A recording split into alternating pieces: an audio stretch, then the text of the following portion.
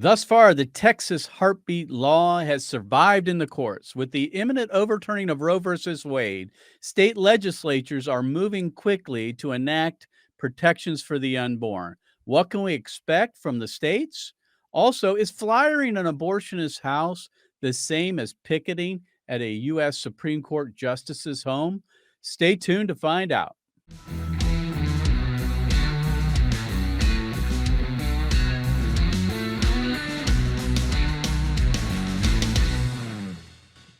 Activist Radio, the Mark Harrington Show, is brought to you by Created Equal, and you can donate to our work by going to createdequal.org. Just click on the little donate link there. And also, if you wouldn't mind, you could share the podcast and leave a 5-star review. So today on the program, I have as my guest Ohio House Representative Jena Powell. Jena, thanks for being on the show today. For having me on. So I wanted to bring you on. We ran into each other last week, and I've been following the progress of the bill that is 2363 in the Ohio legislature. And, I wanted to get you on because we're all anticipating the overturning of Roe versus Wade. I am one to believe that this is going to stay the way it was, that the draft opinion is going to be pretty close to what the final opinion is going to be. I think it's going to come out. Again, I'm putting my little crystal ball. I'm looking through my crystal ball here, and I think it's going to be the last week of June, but it could come sooner. But state legislatures around the country are moving quickly to pass legislation to protect the unborn. And this is in part due to the possible overturning of Roe versus Wade. Now, your bill 2363 was introduced last fall. But if you would, I want to get a little update on this. It's unique in some ways because, as far as I know, there's nothing like it in the country. There might be by now, but as far as I know, this is unique to Ohio. If you would, tell us what the 2363 Act is all about. So the 2363 Act is about protecting every unborn child in the state of Ohio. Every day in our nation, 2,363 children are aborted. So that's what we named our bill after, in remembrance of the children that die due to abortion. So the 2363 Act seeks to abolish abortion in our state and protect every unborn child, and recognizes that life begins at fertilization. It then enables a civil action lawsuit enforcement mechanism if someone does continue forward with abortion in our state.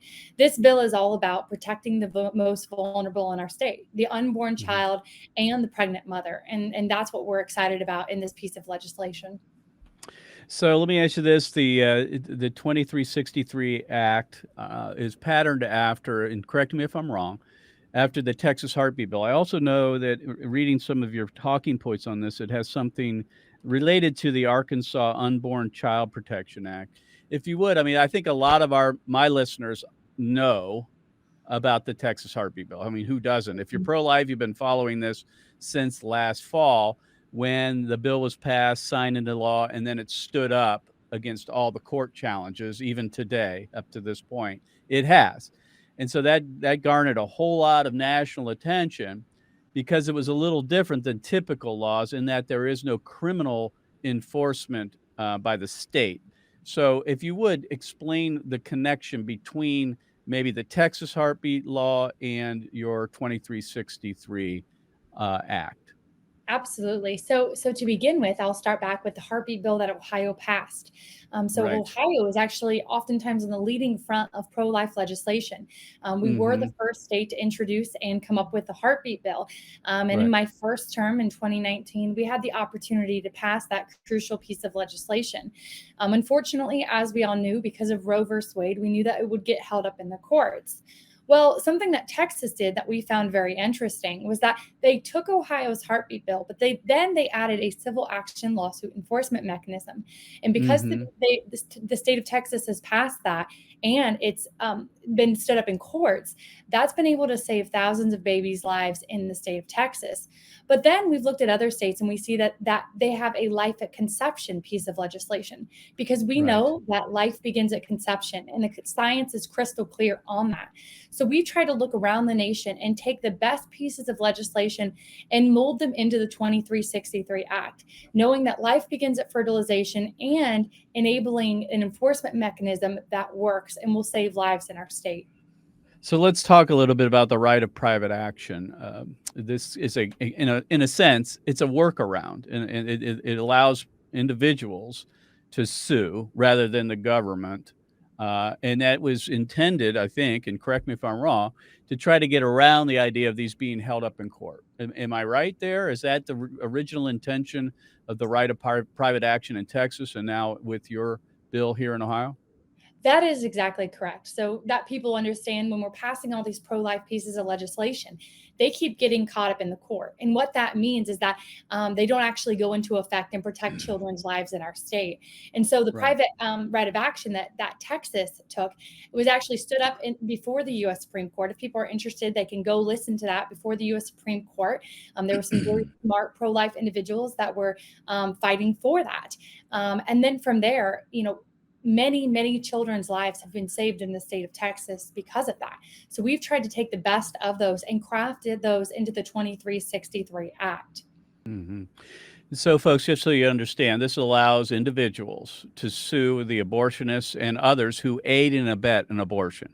That's what's happened in Texas. It's stood up against all the challenges in court, and that is how this bill, this 2363 bill here in the state of Ohio, is patterned after. Now, with Roe being overturned, hopefully, right? Will a bill that has the right of private action even be necessary? I guess the question I have is, why not criminalize abortion now? So that's a wonderful question. And I think your listeners should go look up a new National Review article that just came out yesterday. And the Okay. National Review article is talking a lot about how liberal AGs and liberal states are going to work, or how they're going to work around Roe versus Wade in liberal courts, even if the Mm. legislature passes a life at conception bill without a Hmm. civil action lawsuit enforcement mechanism. So I think Give there's us more. the cliff notes of that article because I'm curious. I haven't read it. Okay, so Cliff Notes is in essence liberal AGs like in Texas that are running, and I'm sorry, not in Texas, but Michigan and other states are coming out and saying Mhm. we will not enforce a criminal action against abortion clinics and things like that if the legislature legislates that it is illegal in their state. So what this does, Amazing. it allows a secondary civil action lawsuit enforcement mechanism if the Okay. AG or if the courts will not take that up. So we know that the pro-choice movement is always looking for ways to still allow abortions to take place. And as I've told a Mhm. lot of people, we are on Mhm. the precipice of overturn of Roe versus Wade, which is Mhm. incredible, and that should be something that should be celebrated. But this is also just the beginning of conservative states and pro-life states and the work that they have to do. So we have a lot of work to do in our state to ensure that liberal judges, and if we get a Democrat AG, that babies' Mhm. lives will still be saved in our state. It's amazing that the liberals are the lawbreakers, right? I mean, so if the Supreme Court passes hands down a law that returns the abortion issue back to the state legislatures, liberal AGs say, well, we're just going to defy it. I mean, we're just not even we're going to ignore it. Yeah. We as conservatives tend to follow the law. We're the law keepers. It's just amazing. And they'll get away with this as well, I'm sure, because the federal government, the Biden administration, isn't going to do anything to stop them, to try to make them enforce any laws that are passed in these states to try to outlaw abortion after Roe versus Wade. So I just want people to understand, and I think most of us understand this, that they are the lawbreakers. We're the law keepers. We like to work through the system. And that's why in the long run, we will eventually prevail here. So this 2363 law, I know that Live Action has been very big in promoting this. They also have a website, and folks, you can go to 2363.org. Either way, same thing. And you can check out Live Action's take on this. I was recently in Times Square in New York City. We were doing outreach there. People say, well, you're crazy to go there. That's another story. But anyway, we went there and they have this gigantic billboard. Live Action does. 2363.org, 2363.org. And it's driving people to this website talking about this particular project. Now that involves the bill that you're actually trying to pass here in Ohio, but it's also just drawing attention to the 2,363 babies that are killed every day in America by abortion. And, this kind of thing is gaining steam. Now, the difference between this and the Texas law is that this isn't about a detectable heartbeat. That is not where you draw the line in protecting the unborn, which is what the Texas heartbeat bill law does. You're saying we're going all the way to life at conception. And I really appreciate that. I love the Texas heartbeat law. I was there in 2011 when we introduced the Ohio heartbeat bill. I was there in 2019 when it passed. I mean, we helped shepherd that through the legislature, and I watched what happened over those 8 years. And I'm supportive of heartbeat bills. Don't get me wrong, I am. But I'm glad to see that you went straight to life at conception. Why didn't you just take, the heartbeat bill or heartbeat act as your, draw the line, where you drew the line? We're extremely grateful for the state of Texas for passing the heartbeat bill, and that Ohio will pass it as well. But the science is crystal clear. Life doesn't begin at the heartbeat. Life doesn't begin at 15 weeks gestation. Life begins at fertilization. And so with that science, we must move forward on legislation to protect the most vulnerable. In our nation, we have rights and we have freedoms and we have liberties. And it's not marked if it's 6 weeks or 12 weeks or 20 weeks. It begins at the time a human being is created. And we know, and science clearly shows us that begins at fertilization. And that's why we're just laying down the line and we're saying, no, this is what science proves. This is what science shows. And we want to protect the most vulnerable. Well, and I'm with you. I'm an incrementalist, but I'm also an abolitionist in that I'm in both. Whatever gets us to the end game, which is the end point, which is to outlaw all abortions, I'm for. And that's why I've been supporting the heartbeat bills. That's why I'll support anything that ends abortion right at the life at conception. That's why I like your 2363 bill here in the Ohio legislature. My guest is Jena Powell. She's a representative of the Ohio State House here, House of Representatives in House District 80. She has introduced a bill, 2363, which would outlaw abortion at the time, at the point of conception, and allow for a private right of action. That's what we're talking about today. If you would, give us a status on the bill. Where is it, and what can our listeners and viewers do to help move the bill along? So the bill has been referred to the committee in the Ohio House, and we're looking to move it through. We are looking to have a first hearing on the bill so that we can talk about just how great the bill is and how much it would help the most vulnerable in our state. And then from there, we will have proponent testimony. So if there's people that have been affected by abortion or are pro-life individuals that want to submit their testimony, that goes a long way in our state and in having the ability to have their voice heard here in the legislature. So we have high hopes of being able to move this through so that we can protect women and children in our state. So do you deal with any of the so-called exceptions, rape, incest, life of the mother, those mentioned in the bill at all or not? We do talk about those in the piece of legislation, but I think a lot of people use exceptions for the life of the mother, and we don't call those exceptions. That's a doctor's duty to do his best to save both lives. And so we have talked about that in this piece of legislation because it is a pro-woman bill as well as a pro-child bill. That's what it means to protect the most vulnerable. So we do talk about those in this piece of legislation specifically for the life of the mother, but that's not an exception. That's a medical doctor doing life-saving care. My guest has been Jena Powell. She's a representative in the State House here in Columbus and has introduced a bill 2363, which is representative of the number of children who are killed every day by abortion in America. It is patterned after the heartbeat bill in Texas. However, it goes all the way to the point of conception, and it allows for a private right of action. And if you want to find out more about 2363, the project of live action. You can go to 2363.org. If you want to support the legislation, you can find Jena's information on the Ohio State House website. If you live in the state of Ohio, make phone calls to your legislators, especially in the Ohio State House right now, to get this bill moving. We're running out of time before Roe v. Wade is overturned. I mean, we're looking at maybe a month if we're lucky. And it'd be nice to get this thing on the books and signed by the governor before all of that takes place. So we're ready to go the minute that Roe v. Wade falls. Jena, thanks for being on the show. Wonderful. Thank you so much for having me. So, friends, I want to give you a few updates about what's happening with Created Equal this summer. We got a lot of things planned. The first one is with the overturning of Roe versus Wade, at least the imminent overturning of Roe. We have organized national rallies that will happen spontaneously on that day. We're working with the Pro-Life Action League and Citizens for a Pro-Life Society to help organize those. And if you're interested in attending one of them, you can go to overturnroe.org. That's overturnroe.org. You can attend a rally, which if you look at the map, it's there.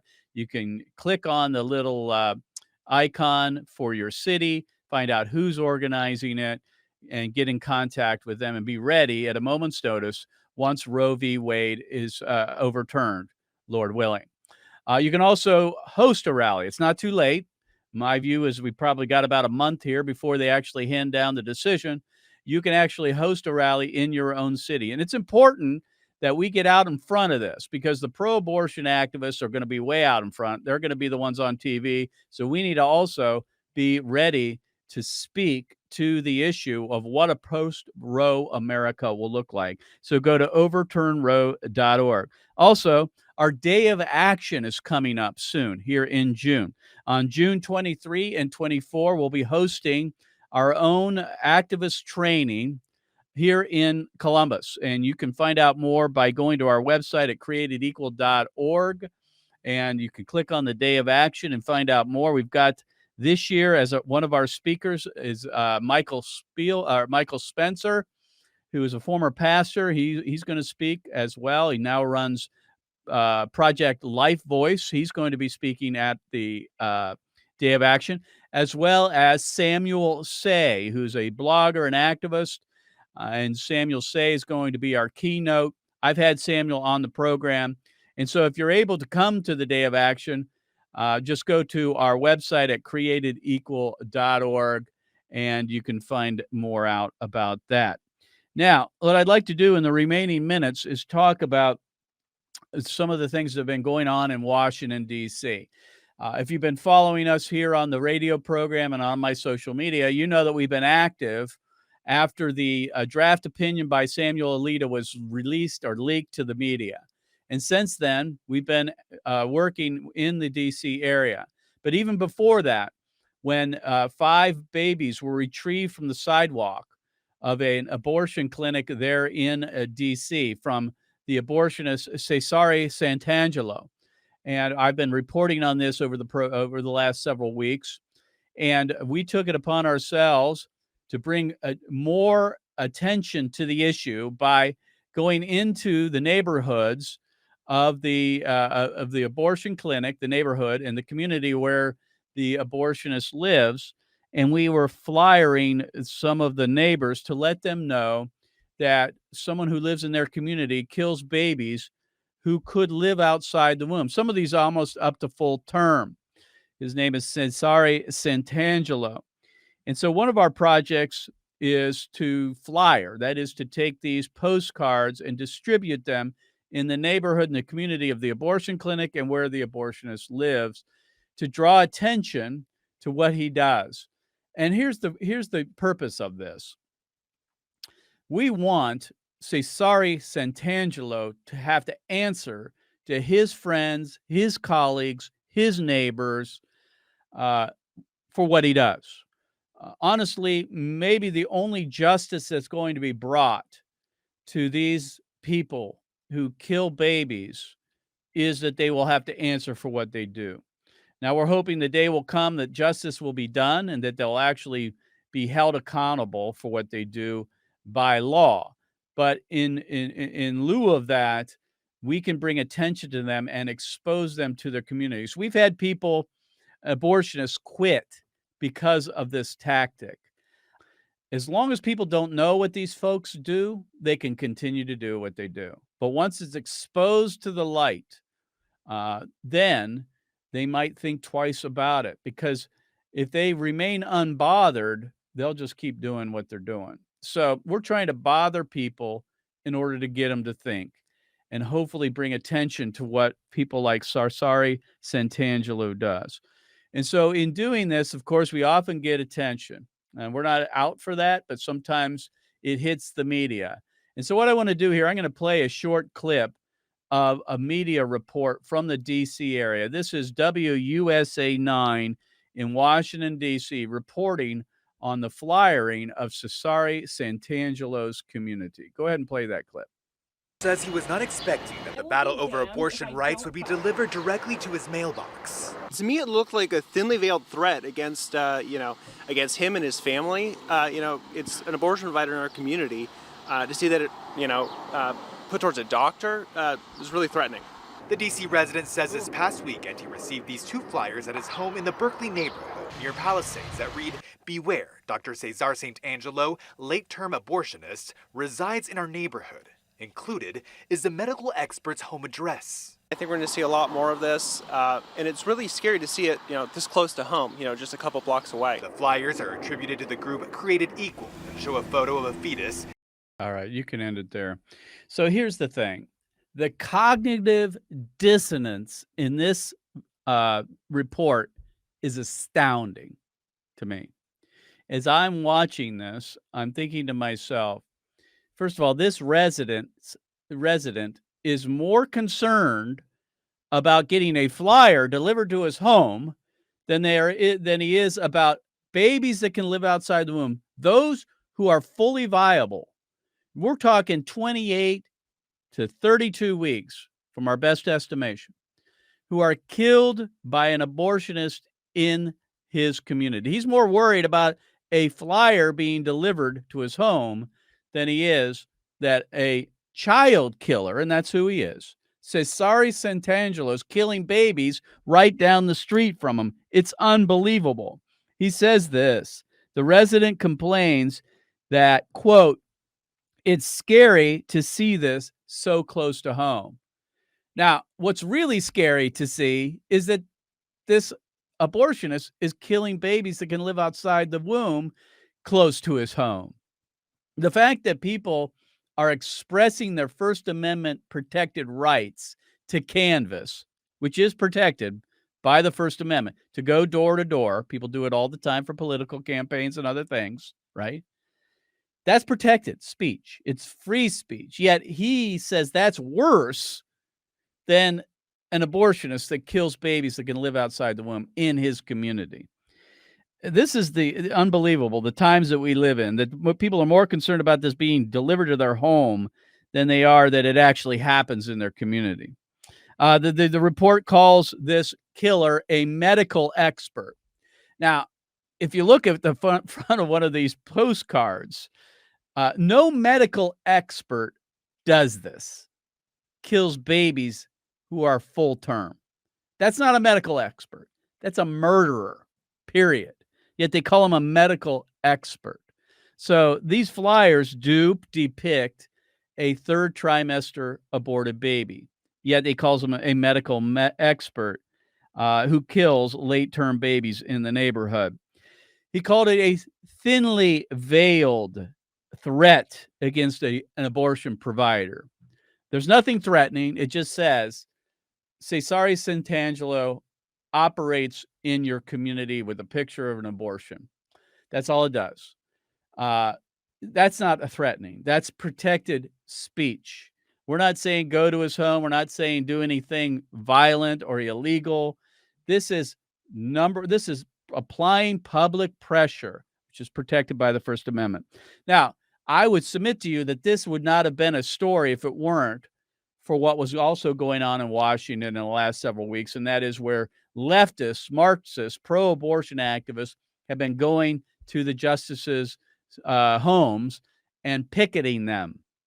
Now, that is, by the way, not protected speech. That's against the law.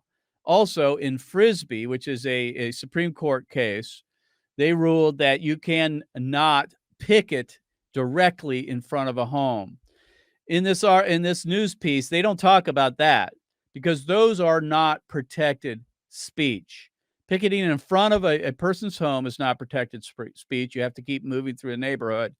And pressuring a judge to change their opinion is not protected speech. The Biden administration has looked the other way. The Department of Justice is not going to enforce the law, yet there's no mention of that. He's trying to conflate the two, flyering a neighborhood, canvassing a neighborhood, which is protected speech, versus doxing, which is going to a person's home, picketing in front of it, and pressuring and threatening judges of the U.S. Supreme Court. That is not protected speech.